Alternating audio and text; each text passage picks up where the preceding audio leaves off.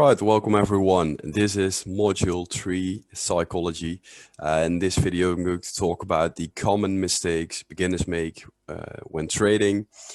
And I'm going to talk about how you can improve your trading psychology and just giving you some general tips, basically. So I hope you learn a lot, take some notes, and let's get started. First, the risk disclaimer as usual.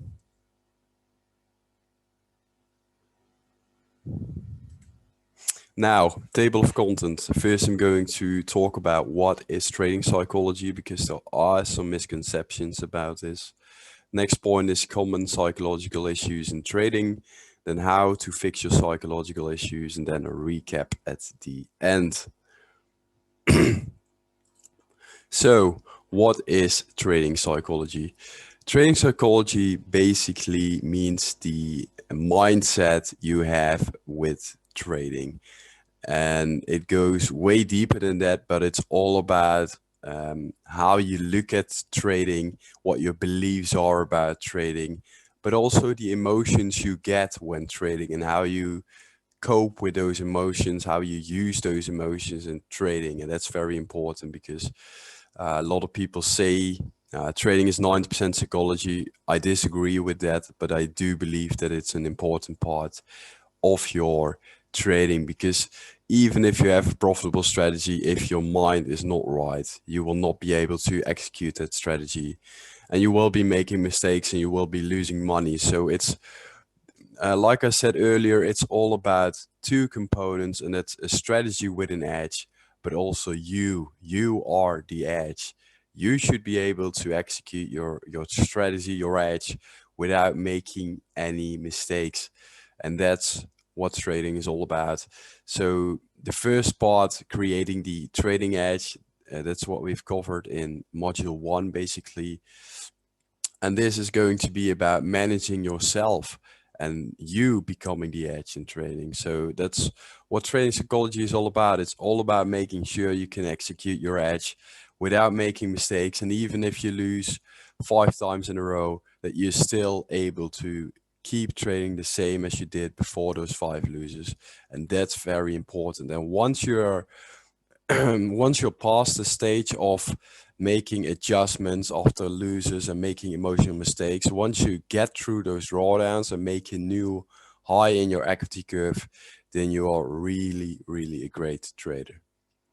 So, common psychological issues in trading. Now, these are mistakes beginners make. These are mistakes experienced traders make. The difference with experienced trader is that they are aware of the mistakes they make and they learn from them. And beginning traders, they are not aware of them. And if they are aware of them, they keep whining it on forums and chats. And next week they make the same mistake over and over again. So let's go over the common psychological issues people have in trading. First of all, FOMO. FOMO means fear of missing out. Now, I never really understood FOMO. I don't know why people have FOMO. Well, I think it's because these guys on social media post, they make 200% a week and they drive 3 Lambos at the same time and they sip pina coladas on the beach while trading from their phone. And then a lot of people think that's normal and that's acceptable. And then they think that if they have a losing week, that's bad. First of all, you can have losing months, and that's completely normal. There's no need to be FOMOing for the next trade. I have experienced losing months in the past, but at the end of the year, I've made money, and that's what it's all about.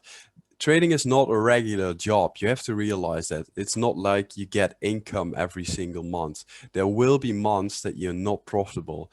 And so once you get a profitable month, you need to be very careful about how you spend that money. And I always tell people to have a second source of income. I have 3 sources of income. So if trading is going bad for a month, I don't have to stress about what happens or can I pay my bills. I can still pay everything I want. And that's really important to have, because if you're not making money 2 months in a row and you still need to pay the bills, it can give you massive, massive stress. So please don't drop out of school or quit your job to start trading. That's completely the wrong way to go about it. But let's get back to FOMO. So people usually get FOMO because they see other people perform well, mostly because of luck, because everyone can have a winning week or a winning month. But they think it's normal to make a lot of money, to make a high percentage return. When in fact, even if you're making 20% a year, uh, it does depend on your risk, but if you make that a year, you are a great trader. And that's really something you need to realize. There's no need to get into trades because you see someone else getting into trades. It doesn't make any sense. That guy is completely different. And if you have an edge, if you have a clear tested edge, which I will get back to later, but if you have a clear strategy and you know when the odds are in your favor when you're going to enter the market, then why are you going to enter the market when you don't know if the odds are in your favor? Because that's what you're doing with FOMO. You're basically entering because you don't want to miss a move.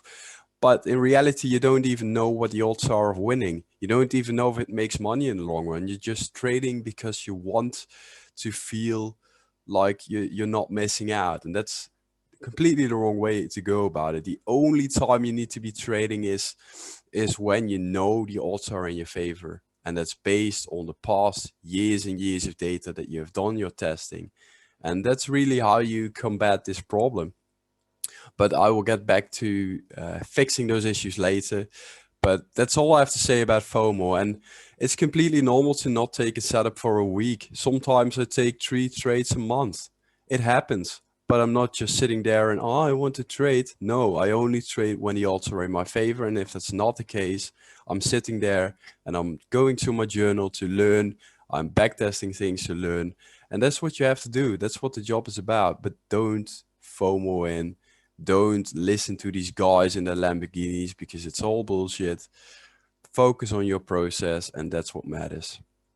So the next thing is holding on to losers. And last week, I talked with a guy. I had a talk with a guy, and he was in a GJ long, and he was like, "Oh damn, it keeps moving down. What should I do? What should I do?" Now, first of all, if you ask someone what should I do, you haven't done proper testing and you don't know what you're doing. So fix that first. But he was basically holding on to his loser and he was moving his stop loss down and down, and to potentially hope for a reversal so he could get out at a better price. Now, that's completely the wrong attitude. You're hoping. You don't know the odds. You don't know anything. You're basically making your losers bigger. And if there is one thing you shouldn't do is make your losers bigger, because usually the case is what makes what gives a real breakthrough in performance in trading is cutting your losers, not making them bigger and hoping it will turn around. It's not the right way to do it. Your stop loss should be at the place that you're wrong on a trade, and you should keep it there. Never widen a stop loss and hold on to losers, because it all ends in tears. Now, the next thing is cutting winners. So these guys that are holding on to their losing trades, hoping it will turn around, these are usually the same guys that are cutting their winning trades because they are afraid they're going to give back profits. And you can see where it goes, because that just costs you a lot of performance and you will always lose money that way. So have a clear exit plan. Know where you're getting out of your winning trades and know it before you're going to trade. Again, if you've made a trading plan, this should all be clear and these issues shouldn't be surfacing, but it still happens. So the next thing is emotional trading, and that's basically going on tilt, like people in casinos usually say. And it means that maybe after a few losers, and sometimes you can get emotional. Let's say you were in a trade and price moves up towards your target and it hits target, it doesn't fail you, and then it goes on and hits your stop loss. Now that can be very, very frustrating, and I've been there before, but you need to keep your cool during those situations. You need to think about, all right, this has happened. How can I make sure it doesn't happen next time? How can I make sure I learn from it? And how can I make sure I'm not fucking up because I'm emotional right now? And these are the things you need to ask yourself. And one thing that has really helped me is I look at the rest of the year and I think, all right, now one trade didn't get filled at target. So I lost some potential gains. Now, what is going to be the impact of this on the entire year of performance of trading? And the impact is usually very, very small. But if you don't realize that and you get upset, then the next trade, you make another mistake. You maybe cut your winner because you're scared that you won't get a fill at your target. And that's really, really a big issue. So you need to be very aware of yourself and notice when you get emotional. So yeah, the point about stop losses, we already spoke about it. Put it in a place where your idea is wrong, not where you are comfortable with losing or where you're hoping price will turn around. Now, how to fix your psychological issues. This is the part that usually people are waiting for. And this is also where a lot of marketing comes in with other people, with other educators, because like I said earlier, they say trading is 90% psychology. Well, I don't agree. And usually, in my experience, most of the psychological issues come from not having a clear plan. And that's because people skip the backtesting because they think it's boring, and they skip making a written down trading plan because they think it's boring. But think about this. If you have absolute clarity and you know exactly what you need to do at any single time during a trade, do you think you will still have FOMO? Do you think you're still going to move your stop loss because you're going to hope price will turn around? Of course not. If you know exactly what to do at every single time you're entering, you know where your stop goes, and you know the odds of it working based on the backtesting you've done, you're not going to fuck around with your stop loss because you would be a plain idiot. You're not going to do that. You're not going to FOMO in trades you don't even know that have edge. That's completely ridiculous. But if you don't have that plan and if you don't have the clarity and confidence, then you get the psychological issues. So the root of your psychological issues usually lies in lack of clarity and confidence. And that's what you need to work on.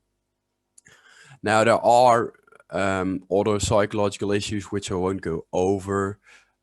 I discuss those with my clients, and I also dive deeper into psychology, but this is usually the main cause. And the next point I've written down is learning from your mistakes. And it really surprises me how many people don't learn from their mistakes and they make it week after week after week. I'm talking to a guy right now, and every single week I'm getting a message, what should I do now? And every single time I'm telling him, what does your plan say? And he's like, I don't know, I don't really have a plan. And it's just, people have a habit of complaining and not learning from mistakes. And it's a very, very bad habit, and especially in trading, because you're in charge. You decide how good you're going to be. You decide how much time you're going to put in, and you decide if you learn from your mistakes. But if you're not taking the time to do it, and you think, I just need to watch the charts, it's all bad behavior, and it's all making it you take way longer to get profitable, if you're even going to get profitable, because the longer you have these bad habits, the harder it will be to break those. Because it's like the habit of smoking or something. It's not just about being addicted to smoking the stuff. It's also about the habit of smoking. And if you do it year after year after year, it becomes so much harder to quit. And it's the same with behavior and issues you have also in your normal life. Maybe you have a lot of anxiety.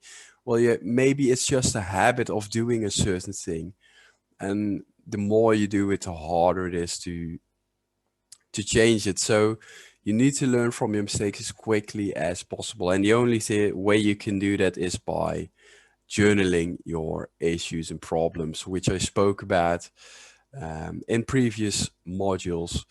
So if you're still not having a journal, I don't know what you're doing, just get one and start learning from your mistakes. Now, to recap this psychology webinar, I haven't been diving very deep into the topic, but I still think I've brought a lot of value, especially to beginners. And you now have some tips about what you can do to improve your issues if you're having them. If you need more help, go to my website, because you can find the psychology section there. And also during the coaching, I help clients with their psychological issues. Now, if you have questions about this video, about this topic, please leave a comment down below and leave a like. That would be very nice. And if you want to know more about my coaching, you can contact me via the website, which is on the screen right now. So this was the last session of the free Forex for Beginners course. I will upload another session, and it will be a bit of a recap of everything. I'm going over all the things we've covered. And below that video, you can ask all your questions about every single topic, and I will do my best to help you. So I speak to you guys in the next video.